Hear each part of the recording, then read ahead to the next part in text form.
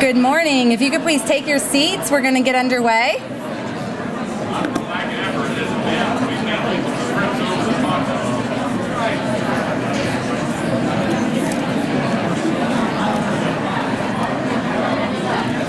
Good morning. If you could please take your seats. See, fortunately, I know a lot of the faces in the room, and I can actually call you out by name. Good morning. Thank you. My name's Jackie Dowd. I'm the Chief Operating Officer for Workforce at the Department of Workforce Development. Really pleased to have you here this morning, especially given we have a lot going on in the city today. So pleased that you could take this time. I'm going to be your MC for the day, so you're going to see my face here and there. I'm going to try to keep us on track, keep us going. And then in return, I would love if you would be generous with applause when those moments come, because that always helps keep us moving along as well. So on behalf of the Career Council and the Indiana Regional Works Councils, we're just so happy to have you here today. We have a pretty packed program in terms of sharing some presentations and some speakers with you that will demonstrate work and learn. So we're excited that you can be here. We couldn't have fit in everything that we actually thought about originally. So as you have ideas for how we might do this in the future, know that we're going to welcome that from you, and we'll talk about that toward the end of the afternoon. As we're here, I think it's important just to set the tone a little bit about some of the work of the Career Council. And you may be familiar with this, but I just want to highlight that we have state agencies and a number of partners who have been really critical to the work of the Career Council. And the Career Council then established Work and Learn as a priority within its strategic plan, saying that we wanted to see 10,000 more Work and Learn programs. And so as we talk about those experiences, we're going to expand a little bit on what we hope will be the engagement around that and the partners to be involved. But I want to recognize a few of those who have been really essential to some of this leading up to this event. Commission for Higher Education is represented today, Department of Education, Family Social Services, Indiana Economic Development Corporation, of course the Department of Workforce Development, Ivy Tech, Vincennes, State Chamber of Commerce, Indiana Manufacturers Association, state labor organizations, and the list goes on. Thank you very much for what you're doing in this space. We just submitted as the Career Council our annual report that's due to the General Assembly, and that's posted to our website. If you'd like to see more about what the Career Council's been doing, I encourage you to go there and see that. So next, I'd like to introduce Dr. Robert Taylor, affectionately known as Bob. Bob is the superintendent of Lebanon Community School, and he's hosting us today. Bob, thank you. And Kristen Scott, is Kristen in the room, or is she running around doing what she does? Wait, Kristen, thank you so much. You've been fantastic to work with. Really appreciate your work. Bob, of course, is the immediate past president of the Indiana Association of Public School Superintendents, and he's a member of the Region 5 Works Council as well. He's been a leader advocating for career and technical education opportunities for students, and certainly Work and Learn as well. And he's one of the major forces in the awareness programs around career and tech ed and construction trades in particular, being coordinated by the Indiana Construction Roundtable. And Dr. Taylor is going to make an introduction himself. Thank you again.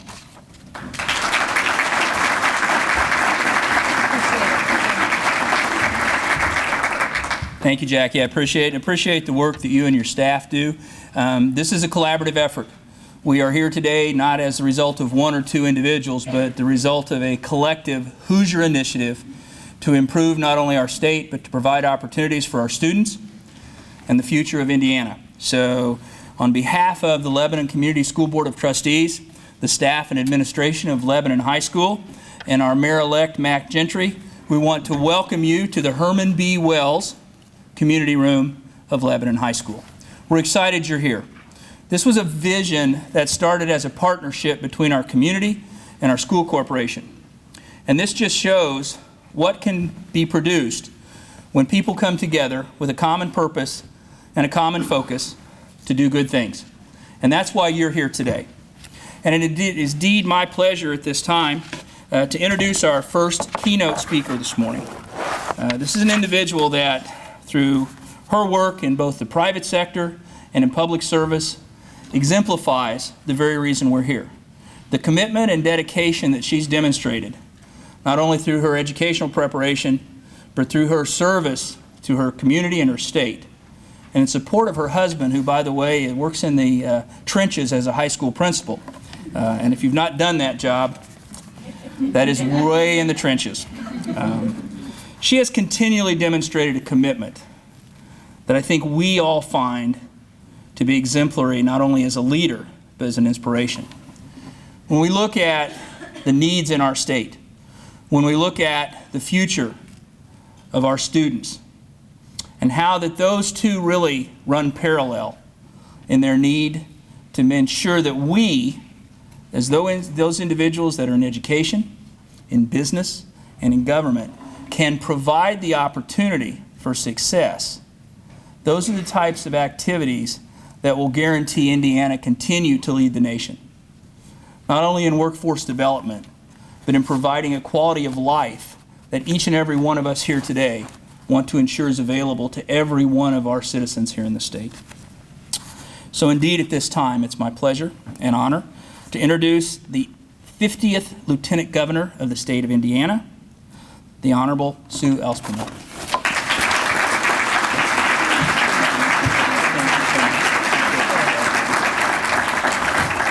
Thank you, Dr. Taylor. Is this not a great place to be today? Would you give it up for Lebanon High School? And Dr. Taylor, thank you. And Jackie Dowd, thank you for the good work. I know how much went into making today a reality, but this is, as you've heard from both of these great leaders, this is very, very important work that we're trying to do here today and across the state of Indiana. And let me also recognize our mayor-elect, Matt Gentry. Thank you for being here. And Senator Boots, Senator Phil Boots is here representing. Thank you. Would you give them a big round of applause? I think everyone here knows how important it is to have us all aligned, and from the legislature to our elected leaders here in our communities across the state, to all the work that happens in the trenches that you do. We need us all aligned, and I appreciate that very much. We know in Indiana that our continued development as a state really requires this well-trained, well-educated workforce. We've seen great economic development, but we know now the thing that's holding us back from going even further as a state really has to do with workforce. And with that goal in mind, Governor Pence proposed legislation in our very first session 3 years ago to address that issue in a very proactive and transformative way. You know, we saw that as a state, we were spending $650 million each year on education, training, and career development across a full 30 different programs and agencies. That's very, very spread out, if you will. We knew that we needed to find a way to bring those together, to align the skills and knowledge in Indiana for the 21st century. And that's not new to most of you, but knowing that our economy really depended on our ability to do that. And so the recommendation was to establish an Indiana Career Council, and I'm going to read its goal: to align and coordinate activities of Indiana's education, job skills development, and career training systems. That's a long way to just say we really had to get alignment. That systemic work was then supplemented by what many of you, and I know right here in Region 4, lots of folks here, the regional works councils that would look at the local and regional needs to make sure that we were aligning to meet specific skills and training needs of employers in the region. Those bills passed unanimously through our General Assembly, and as such, this thing called the Career Council was launched with the governor as its chair, and I serve as its vice chair. That Career Council has 12 members that represent really all those sectors that you would want at the table: business, labor, government, education, the Commission on Higher Education, K-12 with the Superintendent of Public Instruction, and our Higher Ed Commission, and DWD being the final piece, all being around this table working together just like you would hope we would. And so we were tasked to put a strategic plan together. And at the basis of this, we looked at the research that showed, and again, folks in this room know this, 60% of the new jobs in Indiana are going to require post-secondary education, training, or a certification. That's a big shift from a generation prior. Today, we're at 34% of that goal. So as a result, we set a goal to have those 60% by 2025, having those post-secondary education training and certifications. Knowing that we had this big gap before us, we knew we had to do some things very differently, and that's where we need all of your help. One of the committees that I was honored to chair was the Pathways Task Force, where we looked for the best ways to engage, guide, and direct students in education and training for those high-wage, high-skill jobs. You know, we know, and again, folks in this room, many of you know, that work and learn experience is one of the most effective ways to develop a career. That's things like internships, cooperative education, apprentices, pre-apprentice programs, practicums, and other innovative ways of getting young people to experience that world of work. So I'm just going to ask in this room, how many of you went through some sort of an internship or similar experience in your career? Just raise your hands. I know that I've got to be preaching to. Yep, about 50% of you preaching to the choir. Yeah, I laugh because I started, my dad had a little jewelry store, so at 14, I got to start working for $1 an hour in my dad's jewelry store. I mean, some of you can relate to that in family businesses. But then I was an engineering co-op student at Purdue. So I worked every other semester until I got out of school. And you know as interns, as I know from my firsthand experience, that really changed the trajectory of my career. Both of those experiences wouldn't have given either up, but they were very formative from a career standpoint on where I would go. We are so convinced that work and learn is important that we set that big audacious goal you heard of, 10,000 more internships. Well, we don't know if 10,000 is the right number, but it's a lot. We need a lot more internships, more opportunities for our young people. And so we're not going to just cross our fingers and wait for the best. We really are doing things like you have here today, these informative workshops that will really help us to get more people engaged at all levels, from the schools to the employers to all those in between. And the regional works councils are working very hard to bring those local employers together, and we thank you for that. You know, I attended one of the regional councils programs that included a factory tour for high school counselors where they saw the actual jobs. So if you're a counselor in a school, again, my husband's high school principal, those counselors are very busy. How many of you are counselors out there? You are very busy people, I know that. So getting you out to see what's in our employers, what those jobs really look like, is incredibly important. Another place I got to go last year was Michigan City, where NIPSCO is really providing the actual electrical distribution equipment in a regional career center, which also creates another kind of work and learn where the kids, the young people, can see exactly the equipment and learn to do the work on it.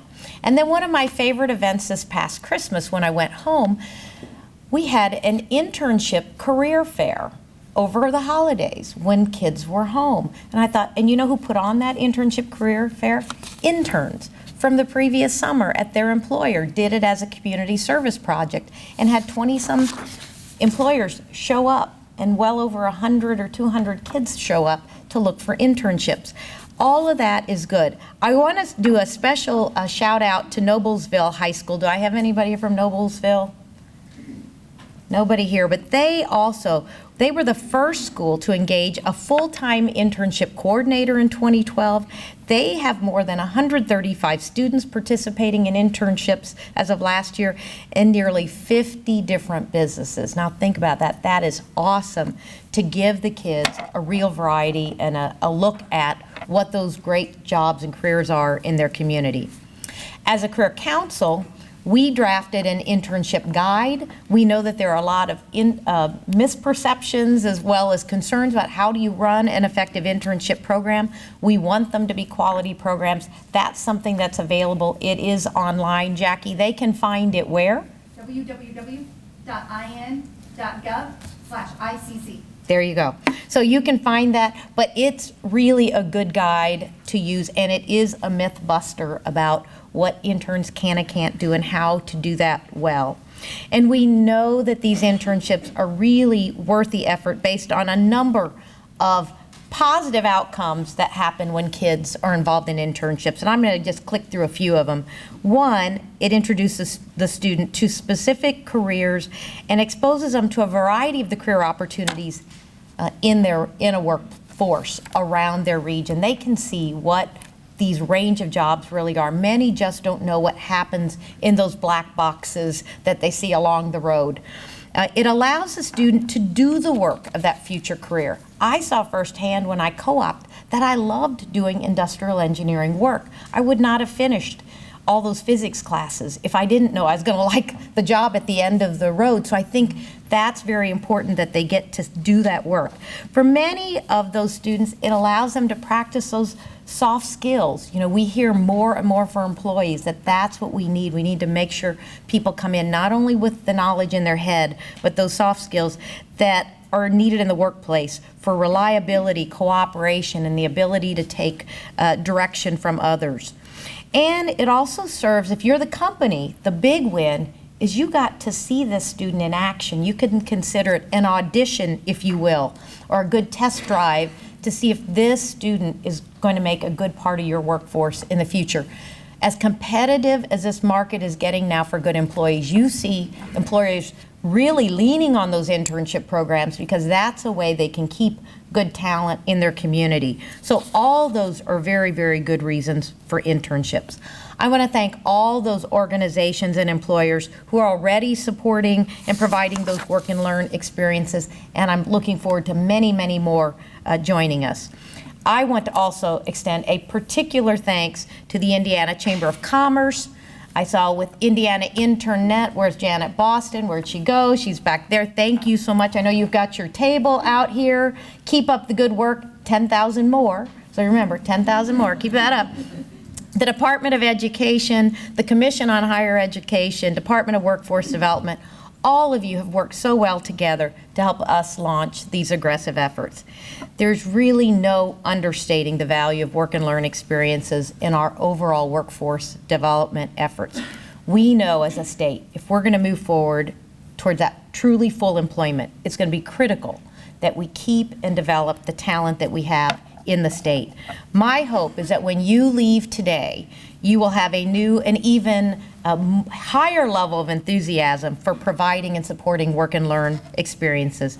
This is really, really a truly worthy investment of your time, energy, and resources, and it's one of the reasons we can say Indiana is a state that works. Thank you so much for letting me join you today. Have a great one.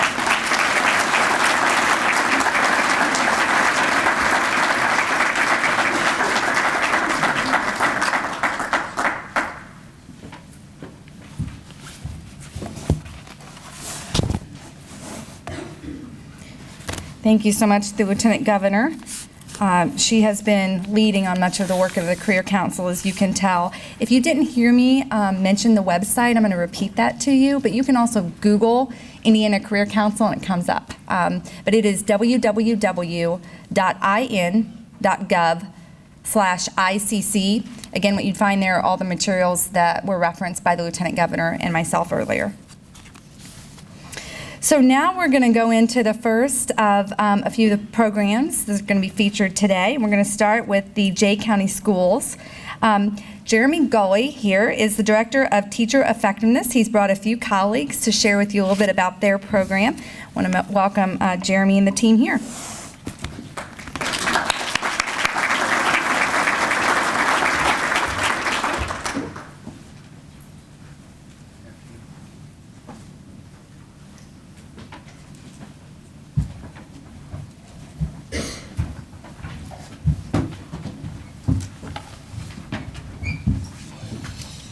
Well, good morning. We are certainly pleased to be here from Jay County. We are also very grateful to the work of Jackie Dowd, Commissioner Braun, their team in the Department of Workforce Development. We're in hopes that some of the things you'll see as we share our story, it can definitely be reflected in the comments of our Lieutenant Governor today. So I thought I'd begin by just expressing a little bit about who we are in Jay County and how we got to be here today.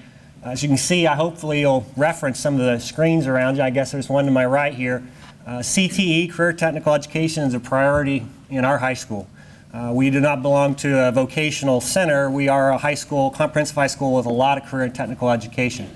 It resonated with us when we heard the governor's statement about making CTE a priority in every high school, and to ennoble the notion that there's honor in all honest work. That was a quote that resonated with us in Jay County, and making sure that there were 2 Plan A's. So we started from that notion and that value, and we began about our work. Poverty in our district is pretty high. Median income, not where we would like it to be. Very rural, very focused on manufacturing and agriculture. So these were sort of the core economic development engines in our community, and we started looking at our challenges associated with that. And some of those challenges were that not necessarily every CTE program we offered was aligned with the jobs that were most important in our community. So we have this sort of contradiction of being an A-rated school district with a 96% graduation rate, which we're immensely proud of, but noting that only 48% of our kids went on to college of any kind. And that includes vocational programs, the community college system. That's a big deficit for us, and it caught our attention. We noted that we were focused more on inputs and not outputs. I mean, ensuring we were seeing what our graduates were doing, where were they finding employment, and being able to achieve some of those key indicators of success as they left us.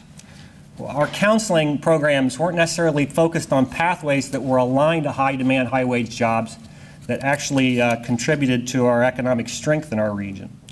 And our CT enrollments just typically did not coalesce or orient on what puts bread on the table in Jay County, in manufacturing in particular. So we recognized that and went about the work of, organizing things aligned to a strategic thought. And I will tell you, we were grateful in our school corporation to attach ourselves to the strategic plan of the Indiana Career Program. So the Works Council, the Career Council, we sort of looked at that and listened carefully to it. So our vision was to ensure that Jay County is a work-ready community with high-quality workforce employed in high-wage and high-demand jobs that promote a strong middle class and a prosperous community. And we aligned our effort 4 ways. So work and learn is one of those columns you can see on your screen, because there's no substitute for that experience. And I know Cameron Kunkel's the testament to that, Dan. I can't wait to tell more of his story, as I know you'll hear about it. Work and learn's vital. Soft skills cut across every one of those issues. It's the consistent feedback about kids being able to collaborate, communicate, make good decisions, show up, have a good work ethic. So we chose not to ignore that challenge. Making sure kids had access to post-secondary degrees and credentials, defining in Jay County that college is not necessarily a 4-year program, and that there are good wages to be commanded in skilled trades. And that 1-year credential in our community college system or vocational programs promotes a strong middle class. So our mission was to ensure that our graduates were capable of contributing to careers of advanced economic prosperity and a vibrant democracy. And it's important to us in Jay County, and I hope in other counties as well, that we are not necessarily just focused on turning out great employees. That is important. But our original charter in public schools was to ensure kids were fit to participate in a democracy, in our republic. So these notions, though, are interconnected. It's hard to have a vibrant democracy without a strong middle class. So our work in Jay County is to ensure that those kids have the skills they need to be able to get good jobs, stay in our community, and contribute to that democracy. I will tell you that the work of the Indiana Career Council made a difference for us. So we were able to secure that innovative curriculum grant and create a manufacturing academy using Connexus as our base curriculum. Seth Swallow, our teacher, did an outstanding job stepping into that challenge, and now we have 85 kids enrolled in it. I note that there's a lot of focus on outcomes through that effort in your brochure today, and we are happy and proud to have contributed to it. So the numbers of credentials, certifications, dual credits, we are results focused in our school. Accountability means something to us. It's not a negative sense, although it's sometimes portrayed that way. It's just answering the question, what difference do we want to make, and how do we know we are making it. So as a function of that effort, we set about a goal of putting kids in internships and work and learning experiences. And I will note in the photograph, assembling a good team is vital. So in that picture, you'll see a state representative, Representative Beimer. You'll see our county commissioner. You'll see our mayor. You'll see a leading manufacturer in our community. And you will see a school board member, a teacher, the kids themselves. So whereas there was no real fundamental alignment with our most important set of employers, we now have that. And the Career Council in Region 6, in its endorsement of our effort, was the catalyst that allowed us to begin our journey. We eliminated silos and aligned our resources across these systems, particularly in ensuring credentials and certifications. We had a great competitive robotics program, so how did we tap into that? How do we make manufacturing a varsity sport in our high school? And if you've been to a competitive robotics program, you cannot imagine how that activates young people. So we'll talk a little bit about how we achieve that effect. Employability skills, that's another word for soft skills. We didn't ignore it. We'll talk